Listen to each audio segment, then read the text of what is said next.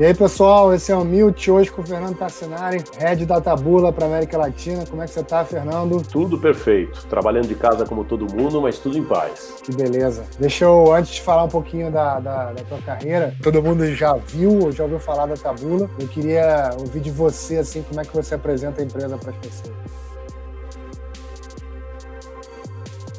Acho que tem uma maneira muito simples de falar, de explicar o que é a Taboola. Na verdade, todo mundo já viu a Taboola. Ela é uma plataforma de distribuição e recirculação de conteúdo. Quando você está lendo um site na web aberta, né, naturalmente, um site de notícias, um site de conteúdo, a Taboola geralmente está embaixo do conteúdo e ela recircula matérias orgânicas, conteúdo do próprio site, e matérias de marcas, conteúdo patrocinado também. E o objetivo dela é justamente isso, fazer com que as pessoas permaneçam dentro do site e, se possível, cliquem nos anúncios e nas matérias para que continue lá dentro consumindo conteúdo, páginas e aumentando o inventário disponível para venda de advertising para os publishers. Perfeito. Fernando, e aí, como é que você, quer dizer, eu acho que eu te conheço já, sei lá, há muito tempo, desde a Modern Media, você, assim, se der para resumir em 25 anos, o que você fez e o que te levou para parar na Taboola? Assim? Nossa, então, resumindo 25 anos, eu tive como você falou, comecei, né, do lado de agência, principalmente, desse lado digital, principalmente, foi em 96, 97, então já faz bastante tempo mesmo, e na época era agência digital, na verdade era agência de internet que chamava, e eu comecei nesse meio desenvolvendo, naquela época foi pré-bolha, então eu vi todo aquele acontecimento, surgir aquelas empresas gigantescas, antes da bolha, se tornarem, né, formarem a tal da bolha que depois estourou, elas perderam o valor de mercado, mas eu comecei do lado da agência, assim, e com isso eu tinha muito relacionamento com marcas, com plataformas, que na época já eram plataformas, né, plataforma de desenvolvimento de e-commerce, plataforma de marketing e publishers, sites, anunciantes. Então eu fazia, naquela época, conduzia equipes que faziam a interface entre o anunciante final para levar as marcas, né, a sua marca, para dentro dos publishers, e veiculação de anúncios, desenvolvimento de sites. Então eu comecei do lado da agência, daí eu fui para o Yahoo, a gente até falou isso recentemente sobre isso, fiquei alguns anos dentro do Yahoo, foi pré-Google, ou foi durante o surgimento do Google, então eu vi, o Yahoo era gigantesco na época no mundo, aí eu vi o surgimento do Google e o Yahoo sofrendo, eu tenho até histórias engraçadas sobre isso. Do Yahoo, eu voltei para o mundo de agência, aí fui CEO de uma das agências da Macan, trouxe a Razorfish no Brasil, continuando sempre dentro do lado digital. E dali chegou um determinado momento que eu vou falar que eu me cansei, ou que eu estava buscando um desafio diferenciado, e eu comecei a ver, como eu viajava muito para os Estados Unidos, eu comecei a ver o surgimento de plataformas, DSPs, DMPs, que ainda, né, tinham esse nome, não era programático, e eu trouxe para o Brasil, naquela época eu ainda estava na Macan, eu trouxe para o Brasil a Turn, que foi a primeira DSP gringa de verdade a chegar aqui, foi antes do Google a comprar a Invite Media e transformar na DBM, que hoje é a DV360, DV360. Então eu trouxe a Turner para o Brasil, a gente fez um negócio ser desenvolvido, veio antes da MediaMath, que aí foram surgindo as outras, e da Turner eu fui para a Critel, continuando do lado de plataforma, já um produto de retargeting extremamente forte, e depois de alguns anos na Critel eu fui convidado para assumir a Taboola, que era uma coisa totalmente diferente para mim, que é muito mais focada no auxílio ao jornalismo. O objetivo principal da Taboola é ajudar os grandes publishers, ajudar o jornalismo como ele é conhecido hoje em dia, para que distribua seu conteúdo de uma maneira organizada, e um conteúdo lógico, um conteúdo crível, de uma maneira organizada. Ô, Fernando, qual é o desafio hoje do publisher? Quer dizer, o cara que produz conteúdo, qual é a maior dor desse cara? É a audiência. Eu acredito que sempre foi, vai continuar sendo, primeiro, adquirir novas audiências e depois manter essa audiência fiel ao conteúdo dele. Esse é um grande desafio. Então a gente percebe que aí quando a gente fala de publisher, a gente sempre pensa dos grandes, mas existem os médios, os pequenos, os nichados, né, os verticalizados. Então o maior desafio dele é ele manter sua audiência ali dentro, quer dizer, atrair gente nova e manter essa audiência consumindo o seu próprio conteúdo, que através desse consumo de conteúdo ele vai monetizar. Então eu diria que esses são os grandes desafios. Audiência de um lado, engajamento e monetização. Esses três. E aí, dependendo do momento, agora na pandemia a monetização ficou mais complexa, mas a audiência e o engajamento cresceram muito, né? Porque todo mundo estava online em casa. Mas o desafio deles hoje em dia, eu acho que é esse tripé: gerar novas audiências, manter essa audiência fiel e monetizar em cima do que ele tem ali dentro. E por que você acha que ficou complexo, Fernando, a monetização durante a pandemia? Muitas marcas colocaram o pé no freio, né? Então as grandes marcas médias, pequenas, a gente teve o mês aí de março, abril, os meses de março, abril e pedaço de maio, foi muito complexo. Todas as marcas seguraram os investimentos, não só na internet, mas também fora da internet, naturalmente, e isso complicou bastante o business de muitos publishers e também de muitas agências, muitas plataformas. Houve sim uma queda de receita considerável nesse período, nesses 3 meses, março, abril e maio, que depois foi se recuperando. Mas os publishers são os que mais sofreram, porque eles têm o custo de produção de conteúdo, e isso tem que se manter, para que eles não percam audiência futura, que agora está voltando, né? E aí, quer dizer, se a gente considerar assim, dados, inovação, né, coisas novas, o que você para os publishers tem bolado, tem oferecido, assim, porque do ponto de vista do usuário, o que a gente enxerga é aquele bloco ali de anúncios, de matérias relacionadas, vamos dizer assim, associadas a uma matéria, mas por trás existe muito mais coisa, não é isso? Pô, é uma plataforma gigantesca, né? Essas plataformas de conteúdo, no caso da Taboola, né, que eu conheço bem onde eu tô, assim, são plataformas gigantescas, tá? Então, por exemplo, quando a gente fala de inovação, eu chamaria a atenção de 2 produtos. Tudo bem, a gente vê aquela casca com alguns conteúdos chamativos, sim, que são anunciantes que fazem aquilo, e outros conteúdos orgânicos que eles se mesclam, mas por trás tem 2 produtos que eu chamo, 2 plataformas que eu acho que são muito fortes. Uma chama Taboola News, tá? Que é como a gente conhece o Google News, Apple News, é a Taboola levando o conteúdo dos publishers dentro de aparelhos celulares. Então, por exemplo, a gente está plugado na Huawei, estamos plugados na Samsung, estamos plugados na Motorola. Então, quando você tem o seu Android, você tem aquela tela, o lock screen, -1. Então, são conteúdos levados em formato push, quer dizer, a gente envia o conteúdo do publisher para o usuário, que está no seu celular, depois dele, claro, entender a preferência dele, naturalmente, e é um conteúdo mais fácil. Aquilo é audiência no sangue, que a gente chama do publisher. A gente leva um conteúdo para frente do usuário no seu próprio aparelho de celular. Isso é uma plataforma, né, como eu falei, chama Taboola News, extremamente robusta por trás, que tem inteligência artificial para compreender o consumo do conteúdo, o que realmente interessa, e para o publisher gera uma audiência que hoje ele não tinha ou não tem, levando do aparelho celular para o seu próprio site, onde ele pode monetizar. Então essa é uma inovação bem recente que a gente já lançou há mais de ano, mas isso está crescendo bastante agora, né, com a entrada dessas grandes empresas de celular. E tem uma outra que chama, esse é o Taboola News, chama Newsroom, que é uma plataforma também que a gente tem para a equipe editorial dos publishers. Ele consegue receber, os editores, jornalistas, recebem insights de conteúdos que estão sendo mais consumidos, comparando o posicionamento, por exemplo, da minha homepage. Eu tenho a chamada, o nosso presidente deu uma palestra ou falou alguma besteira, alguma coisa importante hoje. Então, essa plataforma mostra para os editores que 12% das pessoas estão lendo no meu site aquele conteúdo que eu coloquei com uma imagem ou texto e compara com a rede inteira da Taboola, que hoje atinge 90% da internet brasileira, 90% segundo o Comscore. Então, ele compara, no meu site 12% estão lendo, fora do meu site 35% estão lendo. Significa que eu preciso melhorar minha chamada, mudar o posicionamento, mudar a chamada, mudar a foto, dar uma orientação para os editores, reposicionar os conteúdos para que aumente o engajamento dos leitores. Então são 2 inovações fortes, a Taboola News, que leva para o celular, e o Newsroom, que ajuda os editores a redistribuir o conteúdo nas páginas. E é interessante isso, né, Fernando, porque existe uma série de ferramentas que te oferece, te fornece dados absolutos, né, dentro do teu site, dos teus ativos. Então, aquilo está dentro de casa, você vê se cresceu ou não cresceu, né, com relação ao que você foi ontem ou anteontem, sei lá quando, mas ele não te compara, quer dizer, tem algumas métricas de algumas plataformas que te comparam um pouco com o mercado externo, mas quando você entra nesse detalhe contextualizado, onde você fala de um conteúdo em comparação ao que o mercado está fazendo naquele momento, isso dá um grau de profundidade, de métrica muito legal para quem publica conteúdo. Né? Totalmente.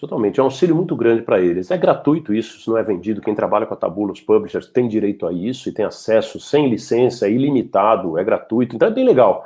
Sim, isso realmente, o volume de dados que são coletados, insights que isso geram, por exemplo, depois a gente pega esses insights e dados de consumo de conteúdo e a gente pode ajudar toda a equipe, todos os advertisers, todas as agências a utilizar esse conteúdo de uma maneira inteligente também, porque a gente sabe que as pessoas estão lendo e onde quando elas estão lendo. Então, além de auxiliar os editores a melhorar seu conteúdo, posicionamento, etc., também auxilia as marcas a entender o que as pessoas estão consumindo online, entendeu? Então, por exemplo, se você quiser trabalhar uma vertical de saúde, a gente sabe exatamente onde as pessoas estão lendo e quantas pessoas estão lendo sobre isso. O Fernando, interessante. A gente está num mercado muito polarizado, né? Na verdade, né, de um lado o Facebook, né, com um cut muito grande, né, das verbas de mídia, do outro o Google. A Taboola se encaixa onde aí e como é que o mercado tem visto essa nova opção? Então, como posicionamento nosso global, a Taboola está se posicionando como uma terceira alternativa aos anunciantes, principalmente se a gente for falar de anunciantes, tá? Então todo mundo conhece o Google e Facebook, são, vamos chamar assim, obrigatórios, né? São duas mídias, dois veículos obrigatórios que todos usam, e a Taboola é uma terceira alternativa. Então a gente, dentro da Open Web, da web aberta, fora, né, de um ambiente Google, um ambiente Facebook, a Taboola é que tem maior alcance, tá? O nosso alcance é gigantesco, de novo. Então nosso posicionamento é, se um anunciante quer falar com as pessoas que estão lendo o conteúdo online, então fora das redes sociais, ou mesmo que tenha sua rede social, mas eu também quero atingir ele no momento de leitura, porque é isso que a plataforma faz, lembra no comecinho? Ela entrega conteúdo, então pode ser conteúdo patrocinado ou orgânico, então a gente pega o leitor na hora que ele está lendo, consumindo um conteúdo. Tanto que o formato é muito parecido com o do próprio Facebook, né? Um feed de notícias. Então a gente engaja o usuário no momento de leitura. Então é uma terceira alternativa para as grandes marcas e agências. É a maneira como a gente se posiciona. E tem produto por trás. O produto ele entrega, né? Tem alcance e tem o produto por trás. Agora, quer dizer, quando a gente fala assim de conteúdo na área, engraçado, hoje mesmo eu publiquei uma mensagem que me apareceu, um cara que eu sigo, um amigo que eu sigo, publicou um post lá do Trump, e era um post, na verdade, uma grande zoeira, assim, porque ele estava falando que ele, na verdade, tinha matado, que o corpo dele era invencível, era uma zoeira. Engraçado. Mas aí veio por cima do post dele no Instagram um alerta de fake news. E aí tinha uma espécie de um que eles chamavam de fast check. Eles tinham feito uma verificação rápida para apontar que aquilo não era realidade. Achei interessante, né? Porque, sei lá, a gente talvez possa ser ter mais um certo discernimento para você meio que... Mas tem situações que, de repente, você nem sabe se é verdade ou não, até porque o mundo está mais cheio de louco. Então, eu queria também entender, assim, como é que a Taboola se posiciona com relação a fake news. Como é que vocês transitam nisso aí? Não, é uma pergunta válida, porque o momento ele pede isso, né, bastante. Então, normalmente, tá, a gente faz parte de todas as entidades que combatem o fake news. Então, também, como eu falei no começo, o nosso papel, né, que é o mantra do fundador da Taboola, o Adam Singolda, é que a gente veio para ajudar o jornalismo verdadeiro, o jornalismo de verdade. Então, o nosso trabalho é redistribuir, todos os publishers que trabalham conosco sempre tiveram um contato de um ser humano por trás, a gente sempre identifica se a empresa é correta. Existem áreas na Taboola, cada país tem sua característica, mas existem áreas na Taboola que só analisam se o publisher é um publisher com conteúdo verdadeiro ou não. Existe uma validação, não é plug and play, existe uma validação do conteúdo, né, da equipe jornalística, quem são os publishers, se aquela empresa existe de fato ou não, qual que é a característica. Então são seres humanos vendendo para empresas, ou seres humanos, ou trazendo, nem vendendo, que não é a palavra certa, mas atraindo parceiros para a gente, para aumentar a nossa rede, e essa verificação é a verificação humana, não é um algoritmo que faz. Além disso, né, depois que sobem os publishers, começam a trabalhar, entram na nossa rede, semanalmente existe uma varredura e uma compreensão se os conteúdos que estão lá mantêm aquela mesma característica. Tá? Então existe um trabalho de um algoritmo, sim, mas existe um trabalho humano muito forte por trás, que é o que faz a diferença de uma empresa como a nossa.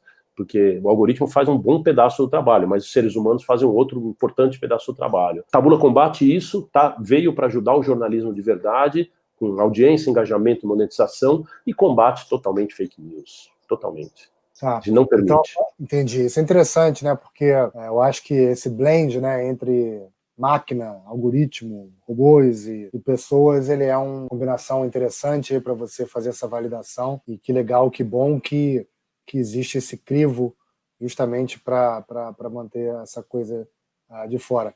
Só perguntar outra coisa, Fernando. A Taboola existe há quanto tempo? 12 anos. 12 anos. É uma empresa israelense, foi fundada em Israel, também já no início como uma empresa de distribuição de vídeo, depois veio para a parte nativo, né, o formato nativo, que é aquele formato que se confunde com o conteúdo, quando o leitor está lendo, ele acha que aquilo é um conteúdo, pode ser um conteúdo orgânico, patrocinado, e veio se desenvolvendo dessa maneira. Então, há 12 anos ela está aí, E é uma evolução, naturalmente. A empresa israelense, que hoje, né, Tel Aviv é o berço da tecnologia, é o segundo Silicon Valley, eles não gostam de falar isso, mas eles são fortíssimos em tecnologia, tem grandes empresas que vieram de lá globalmente, já foram adquiridas até pelas grandes corporações, e de lá para cá ela veio desenvolvendo cada vez mais esse segmento, né, tanto formato nativo como de vídeo, mas são 12 anos de mercado já. E no Brasil nós estamos há 6 anos. E você está quanto tempo na empresa, Fernando? Eu estou 3 anos. 3 anos. 3 anos na empresa. Tá. E aí, quer dizer, você acompanhou, então, toda essa... É ridículo falar isso, mas essa revolução móvel, né, do mobile. Lá na Globo, por exemplo, era um problemaço que a gente tinha, que afinal de contas, né, uma empresa de mídia tradicional, com formatos tradicionais, vendendo conteúdo e tentando embalar esse conteúdo com publicidade. E uma coisa é você ter uma tela do tamanho do monitor grande. Outra coisa é você, né, ver esse espaço ser reduzido. Como é que vocês transitaram? Como é que foi essa transição de vocês nessa adoção massiva de mobile? A tua colocação é bem válida, Bruno, porque quando a gente olha o comportamento das pessoas de consumo de conteúdo, nosso comportamento, acho que você, eu, a grande maioria das pessoas até que estão nos escutando, ficam mais tempo no celular de fato. E se não ficam tanto no celular, mais tempo consumindo conteúdo, estão nos seus computadores. A televisão, por exemplo, que seria uma outra tela, a famosa tela conhecida, pouquíssimas pessoas assistem. Quando assistem hoje, estão dando preferência para on demand, né, como o Netflix da vida, o próprio YouTube. Você vai buscar conteúdos sob demanda. Eu acho que a revolução, como você chamou, né, do celular, do mobile, de levar o conteúdo para isso, ela veio, chegou, a gente mudou o nosso comportamento de consumo de conteúdo. Hoje, conteúdo de serviço, hoje eu faço tudo online, né? Banco, leio meus e-mails, consumo, leio conteúdo, redes sociais, acesso eventualmente. Então você acaba consumindo ali dentro o que você consumia antes de outras formas, né? Seja com revistas, com televisão, próprio rádio. Hoje a internet se transformou o centro da distribuição de conteúdo e o celular é o principal ponto. Então a gente se adaptou a isso, né? Tanto a criação disso que eu mencionei para você do Tabula News, que é levar o conteúdo para as pessoas que estão querendo consumir conteúdo, sempre foi a estratégia da empresa. Então a Tabula se adaptou muito bem a isso. E essa levada do conteúdo é justamente para ajudar manter o pulmão, né, o pulso pulsando dos jornalistas, tá, dos grandes publishers. Então o objetivo é levar o conteúdo para as pessoas que querem consumir conteúdo. É meio simples, né? Conceitualmente é simples, mas tecnologicamente falando é extremamente complexo para não ser invasivo, para não levar um conteúdo que a pessoa não tem interesse, enfim. Então foi sendo desenvolvido para isso, mas entendendo que não é, como você falou, não precisa encartar um conteúdo junto com a publicidade. A pessoa quer consumir o conteúdo, mas ela pode ser impactada pela publicidade depois. Ela consome o conteúdo dela e depois que ela lê o conteúdo dela, ela pode ser impactada pela publicidade. Então aquela preocupação de não ser intrusiva e ao mesmo tempo ajudar os publishers a monetizarem, eu acho que é o que faz a diferença em uma empresa como a Tabula.